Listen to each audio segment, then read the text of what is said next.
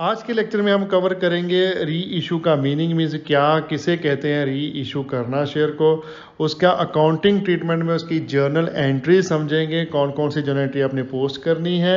उसके बाद maximum permissible discount on reissue of forfeited share, कितना आप डिस्काउंट मैक्सिमम दे सकते हो एक शेयर को री इशू करने के लिए।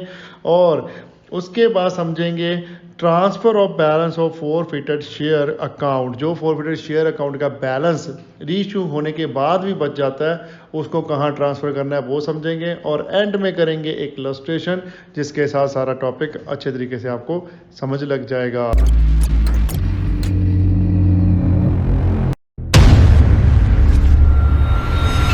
हेलो दोस्तों, वेलकम बैक टू tips.com। मैं हूं आपका अपना अकाउंटिंग दोस्त सरबजीत सिंह। चलिए कंटिन्यू करते हैं अपना चैप्टर कंपनी अकाउंट्स को, जिसका आज हम नेक्स्ट टॉपिक कवर करने वाले हैं री इशू ऑफ फॉरफिटेड शेयर्स। चलिए फटाफट से री इशू का मीनिंग समझ लेते हैं। आप फटाफट से वीडियो को लाइक कर दीजिए। अगर आप चैनल पर पहली बार आए हैं तो चैनल को सब्सक्राइब तो करना ही करना है, क्योंकि हमें सब्सक्राइबर की बहुत ज़रूरत है। ज़्यादा से ज़्यादा सब्सक्राइबर होंगे तो तभी तो चैनल ग्रो करेगा ना। तो बेल आइकन को भी प्रेस करें। और क्या बोलूँ, चलो पढ़ते हैं फिर। फॉरफिटेड शेयर का मीनिंग तो आपको क्लियर हो ही गया होगा, लास्ट प्रीवियस लेक्चर आपने देख लिए हमारे दोनों। अगर नहीं देखे तो मैं आई बटन में लिंक दे रहा हूँ, दोनों ही लेक्चर का जाके वो देख लीजिए पहले, ताकि अंडरस्टैंड करना इजी हो जाए री इशू ऑफ फॉरफिटेड शेयर का टॉपिक। ओके, अब री इशू ऑफ फॉरफिटेड शेयर का मतलब क्या है? जो शेयर हमने फॉरफिट कर लिए हैं किसी भी शेयर होल्डर से, उनको अब हम दोबारा मार्केट में री इशू कर रहे हैं किसी और शेयर होल्डर्स को। ओके, मेनली जो मार्केट में इशू नहीं होते, एक बस रीसेल होते हैं। पहले ही इशूड है कैपिटल तो हमारी, ठीक है, हमने वो फॉरफिट करके अपने पास रखे हुए हैं, मीन्स कैंसिल कर दिए होते हैं। उस कैंसलेशन को ख़त्म करने के लिए हम दोबारा किसी और को वो सेल आउट कर देते हैं। वो डिस्काउंट पर भी सेल आउट किए जा सकते हैं, प्रीमियम पर भी किए जा सकते हैं। तो वो हम चेक कर लेंगे उसको अकाउंटिंग ट्रीटमेंट में। चलिए अब हम जर्नल एंट्रीज कर लेते हैं।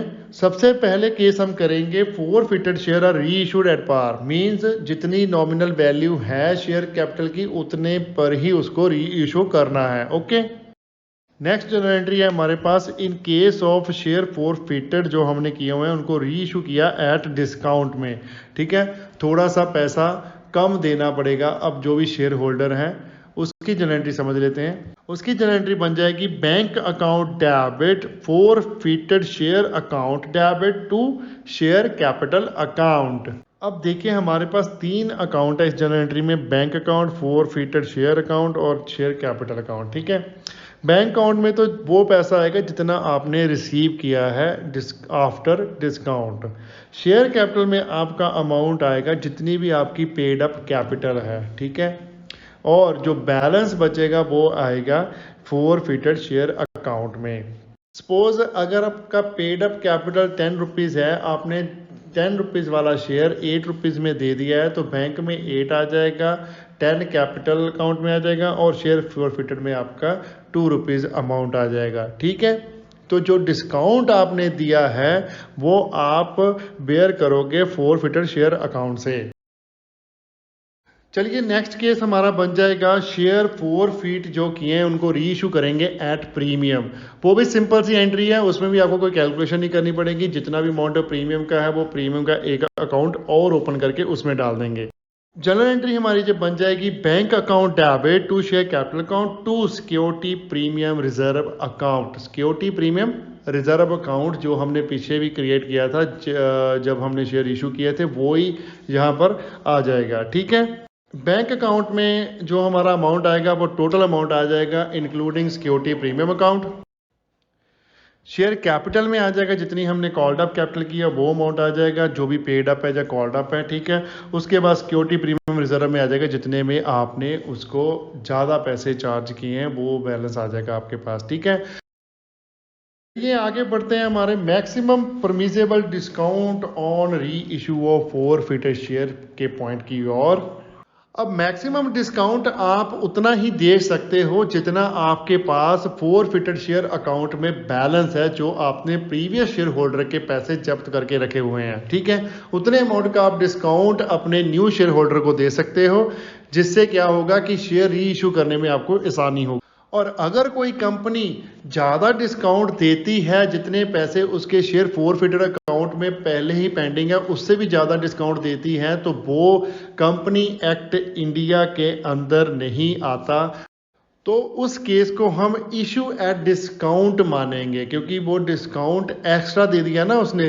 तो issue at discount company act 2030 allow नहीं करता। ठीक है, इंडिया में डिस्काउंट पर आप शेयर इशू नहीं कर सकते, इसलिए आप शेयर फोरफिटेड बैलेंस से ज़्यादा का डिस्काउंट री इशू पर नहीं दे सकते। ओके, चलिए आगे देख लेते हैं हम transfer of balance in forfeited share account. जो भी बैलेंस बचा है हमारे पास फोरफिटेड शेयर अकाउंट के बीच, उसको अब कहाँ ट्रांसफर करना है उसको देख लेते हैं। अब इसमें दो केसेस आ जाएंगे हमारे पास। पहला केस है all forfeited share are reissued, और दूसरा केस है all forfeited share are not reissued. मतलब उसमें हमने पार्शली री इशू किए हैं, पहले में फुली री इशू कर दिए। जितने शेयर फोरफिट किए थे सारे के सारे री इशू कर देंगे। उस केस में जो शेयर फोरफिटेड का बैलेंस आएगा उसको कैसे कैलकुलेट करना है और कैसे हमने ट्रांसफर करना है, किस अकाउंट को ट्रांसफर करना है, ये देख लेते हैं। ओके, अब अकाउंटिंग ट्रीटमेंट देखते हैं इन दोनों ही केसेस का। सबसे पहले देखेंगे हम व्हेन ऑल शेयर आर री इशूड, जो हमने फोरफिट किए हैं सारे के सारे।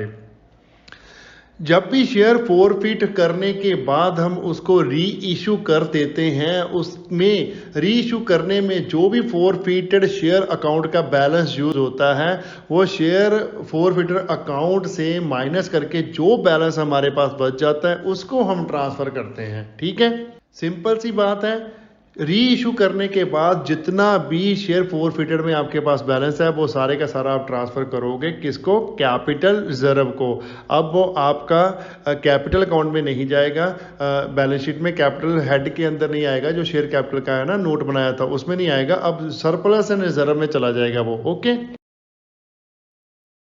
तो ट्रांसफर करने के लिए हम जनरल एंट्री रिकॉर्ड करेंगे forfeited share account tab to capital reserve account. इसकी नरेशन आ जाएगी being the gain on reissue transfer to capital reserve. चलिए अब फटाफट से टीएस गरेवाल की बुक में से एक इलस्ट्रेशन कर लेते हैं। छोटी सी वाली इलस्ट्रेशन देख रहा हूं मैं, वही करवा देता हूं टॉपिक में। अगर ज़्यादा बड़ी वाली इलस्ट्रेशन करेंगे तो टॉपिक बहुत लंबा हो जाएगा। इलस्ट्रेशन पढ़नी स्टार्ट करता हूं। BMY limited invited application for issuing 1 lakh equity shares of 10 रुपए each at a premium of 10 rupees per shares. Amount was payable as follow on application 10 rupees per shares including 5 per premium. Allotment, the balance issue was fully subscribed. A shareholder holding 300 shares paid the full share money with the application. Another shareholder holding 200 shares failed to pay allotment money. His share was forfeited. Later on these shares were issued for 4,000 as fully paid up. Past as general entry for the above transaction in the books of BMY Limited. Simple सी illustration है, फटाफट से हम इसको solve कर लेंगे। दो calls हैं ओनली हमारे पास, एक एप्लीकेशन एक अलॉटमेंट। दोनों ही 10 रुपीज़ की बनेगी इंक्लूडिंग 5 रुपीज़ प्रीमियम, क्योंकि फेस वैल्यू शेयर्स की है 10 और प्रीमियम भी है 10, और 5 रुपये जो प्रीमियम एप्लीकेशन में है और 5 ही हमारा अलॉटमेंट में आएगा। ओके, तो चलिए फटाफट से सॉल्यूशन करते हैं। लिखिए in the books of BM limited, journal prepare कर लीजिए। फर्स्ट एंट्री एज यूजुअल बहुत ही सिंपल वाली डालनी है, वो डाल देते हैं। Bank account debit to equity share application account. लेकिन इसका अमाउंट कैलकुलेट करने में थोड़ा सा ट्रिकी है इस इलस्ट्रेशन में, क्योंकि इस इलस्ट्रेशन में एप्लीकेशन में ही आपके पास कॉल जिन्हें एडवांस भी है 300 शेयर की। सो 300 शेयर पे एक्स्ट्रा पैसा आपके पास आया है कितना? 10 रुपए। तो वो भी आपको इसमें ऐड करना पड़ेगा। तो टोटल एप्लीकेशन कॉल कैसे बनाएंगे? पहले तो 1 लाख इक्विटी शेयर पे 10 रुपए ईच करके हमने बनाया 10 लाख रुपीज। उसमें ऐड करेंगे कॉल्स इन एडवांस, वो कितनी आ गई 300 मल्टीप्लाई बाय 10 करके 3000। तो टोटल एप्लीकेशन पे जो हमारे पास पैसा आया वो आया 10 लाख 3000। ठीक है, फिर डेबिट क्रेडिट दोनों साइड लिख दीजिए 10 लाख 3000 10 लाख 3000 और नरेशन आ जाएगी छोटी सी इसकी। Being the application money received on 1 lakh equity shares at 10 रुपए पर shares for with full amount received on 300 shares held by the share holder. अब जो नेक्स्ट एंट्री हम डालेंगे इसको कैपिटल में ट्रांसफर करना है, उसमें आपको 2-3 अकाउंट डालने पड़ेंगे। तो पहला हमारे पास आ जाएगा equity share application account debit, दूसरा आ गया इक्विटी शेयर कैपिटल अकाउंट, ठीक है 2 कैपिटल हो गया। तीसरा अकाउंट हमारे पास आ जाएगा 2 इक्विटी शेयर अलॉटमेंट अकाउंट, जो हमने अलॉटमेंट मनी हमें एडवांस में आई है। तीसरा हमारे पास आ जाएगा 2 सिक्योरिटी प्रीमियम रिजर्व अकाउंट। अब जितना अमाउंट हमारे पास एडवांस में आया है उसको तो आप अलॉटमेंट में सीधा ही डाल दोगे 3000 और इक्विटी शेयर कैपिटल में चले जाएंगे 5 रुपए, मीन्स 1 लाख मल्टीप्लाई बाय 5 किया तो 5 लाख आ गया। ऐसे इक्विटी प्रीमियम रिजर्व अकाउंट में आ जाएगा, sorry security premium reserve account में 1 लाख मल्टीप्लाई बाय 5 किया तो 5 lakh rupees. Total equity share application में आ जाएगा 10 लाख 3000 रुपीज। और इसकी नरेशन आ जाएगी छोटी सी, being the application money adjusted. Next जो एंट्री हमारी अलॉटमेंट ड्यू की आ जाएगी, तो वो भी लिख दिया फटाफट से। Equity share allotment account debit to equity share capital account to security premium reserve account. Equity share allotment हमारी टोटल ही ड्यू करेंगे हम, ऐसा नहीं है एडवांस में आया हुआ है तो ड्यू नहीं करेंगे। तो ड्यू तो आपने टोटली करनी है। तो क्या लिखेंगे 1 lakh share multiply by 10 rupees किया तो 10 लाख आ गया। इक्विटी शेयर कैपिटल के सामने आ जाएगा 1 लाख मल्टीप्लाई बाय 5 किया तो 5 lakh. Security premium reserve account के सामने आ जाएगा 1 लाख मल्टीप्लाई बाय 5 करके 5 लाख। और नरेशन आ जाएगी छोटी सी, being the allotment money due with premium 5 पर शेयर। अब जब हम इक्विटी शेयर के जो हमारे पास पैसे आएंगे बैलेंस पेमेंट, उसमें हम ये पैसे पहले ही एडजस्ट कर लेंगे, मीन्स वो आप इस जहाँ पर नहीं लिखोगे। तो हम क्या करेंगे, सिंपल सी एंट्री हमारे पास आ जाएगी। अगर आप कॉर्डिनेटर अकाउंट नहीं ओपन कर रहे तो सिंपल एंट्री 2 अकाउंट की बन जाएगी, bank account debit to equity share allotment account. एक तो जितना अमाउंट ड्यू है हमारे पास 10 लाख, उसमें से हमने माइनस करना है 3000 जो हम ऑलरेडी रिसीव कर चुके हैं। दूसरा हमारे पास एरियर भी दिया हुआ है अदर शेयर होल्डर का, वो है 200 शेयर का जिसने हमें अलॉटमेंट मनी नहीं दी, तो वो भी आपको सब्ट्रैक्ट करना पड़ेगा। 200 मल्टीप्लाई बाय 10 करके 2000, तो 10 लाख माइनस 3000 माइनस 2000 करके आपके पास नेट अमाउंट आ गया 9,95,000। ठीक है, ये आप जनरल एंट्री में डेबिट और क्रेडिट कॉलम में लिख दीजिए 9,95,000 9,95,000 और नरेशन आ जाएगी, being the allotment money receive except on 200 shares. और अगर आप calls in arrear account open करना चाहते हो, या फिर आपके क्वेश्चन में स्पेसिफिकली लिखा हुआ है कि कॉल्स इन एरियर अकाउंट आपने मेंटेन करना है, तो आपकी जनरल एंट्री बन जाएगी bank account debit calls in arrear account debit to equity share allotment account. Bank account के सामने तो सेम अमाउंट रहेगा 9,95,000 और कॉल्स इन एरियर के सामने आ जाएगा 2000 और इक्विटी शेयर अलॉटमेंट अकाउंट के सामने आ जाएगा 9,97,000। ओनली जो पैसे ऑलरेडी एडवांस में रिसीव किए हैं वो ही लेस होंगे, बाकी लेस नहीं होंगे जो एरियर हुआ। ओके, नरेशन आपकी सेम रहेगी, उसको दोबारा लिखने की जरूरत नहीं है। अगर क्योंकि दोनों में से एक एंट्री आपने करनी है और मैं दोनों ही टाइप से करा रहा हूं, आपने एक ही टाइप से करनी है। अगर क्वेश्चन में स्पेसिफाइड है calls in arrear account open करो तो आपने ये सेकंड वाली करनी है। अगर कुछ भी स्पेसिफाइड नहीं है क्वेश्चन में तो आप दोनों में से कोई भी कर सकते हो। अब नेक्स्ट हमारे पास आ जाएगा शेयर फोरफिट करने की एंट्री, क्योंकि उसने बोला है कि अलॉटमेंट मनी नहीं मिली तो अब उसके शेयर फोरफिट कर लीजिए। तो शेयर फोरफिट करने की हमारे पास एंट्री आ जाएगी equity share capital account debit security premium reserve account debit to forfeited share account to equity share allotment account. अब इक्विटी शेयर कैपिटल के सामने आपकी कॉल्ड अप कैपिटल आ जाएगी, वो फुली कॉल्ड अप है आपके, तो 200 मल्टीप्लाई बाय 10 करके यहाँ पर आ जाएगा 2000, और सिक्योरिटी प्रीमियम अकाउंट के सामने आपके पास आ जाएगा 200 मल्टीप्लाई बाय 5 करके, वो आ जाएगा 1000। नेक्स्ट अमाउंट हम डालते हैं इक्विटी शेयर अलॉटमेंट में, 200 मल्टीप्लाई बाय 10 कर देंगे, टोटल कॉल इंक्लूडिंग प्रीमियम ये आ जाएगा 2000, और 2 फॉरफिटेड शेयर में आ जाएगा हमारे पास बैलेंस 1000। ओके, तो 200 पर वैसे भी हमारे पास एप्लीकेशन कितनी थी, 5 रुपीज एक्सक्लूडिंग प्रीमियम, तो 200 मल्टीप्लाई बाय 5 किया तो वो 1000 ही निकलता है। और अगर आपने calls in arrear account maintain किया हुआ है तो इक्विटी शेयर अलॉटमेंट अकाउंट की प्लेस पे आप लिख दोगे कॉल्स इन एरियर अकाउंट, बाकी जनरल एंट्री सेम रहेगी, और इसके साथ ही नरेशन आप लिख दोगे, दोनों ही जनरल एंट्री में कॉमन, जो भी आप चूज करोगे, अगर calls in arrear wise choose करते हो तो वो उसकी भी नरेशन तो सेम ही रहेगी, जो भी एंट्री डालो। Being 200 share forfeited for non payment of allotment money.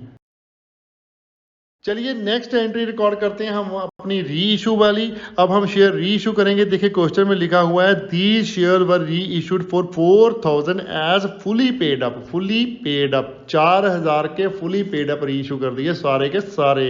अब देखिए 4000 के फुली पेड अप शेयर किए हैं, लेकिन हमारे पास जो शेयर्स की वैल्यू बन रही है 200 मल्टीप्लाई बाय 10 करके 2000। तो ये जो हमने री इशू किए हैं वो 2000 प्रीमियम पर री इशू किए हैं। ओके, 2000 है उसकी वैल्यू है, 2000 ही प्रीमियम पर है। फिर उस हिसाब से इसी जनरल एंट्री लिख लेते हैं। तो जनरल एंट्री हमारी क्या होती है, bank account debit to equity share capital account to security premium reserve account. Bank account में आपका टोटल अमाउंट आ जाएगा 4000 जो आपने रिसीव किया है, और इक्विटी शेयर कैपिटल अकाउंट में आपका आ जाएगा 200 मल्टीप्लाई बाय 10 करके 2000। सेम ही अमाउंट आपका सिक्योरिटी प्रीमियम रिजर्व जो भी आ जाएगा 2000, और नरेशन आ जाएगी इसकी being 200 forfeited share reissued 420 per share as fully paid up. अब नेक्स्ट हम लास्ट जनरल एंट्री में इसको क्या कर देंगे, 4 फीट जितना बैलेंस है हमारे पास वो सारे का सारा ट्रांसफर कर देंगे कैपिटल रिजर्व अकाउंट में। क्योंकि बैलेंस कितना है, जितना भी हमने डाला था, क्योंकि यूज तो कुछ भी नहीं किया, री इशू हमने प्रीमियम पे किए हैं ना कि डिस्काउंट पे। तो जनरल एंट्री क्या बन जाएगी, forfeited share account debit to share capital account.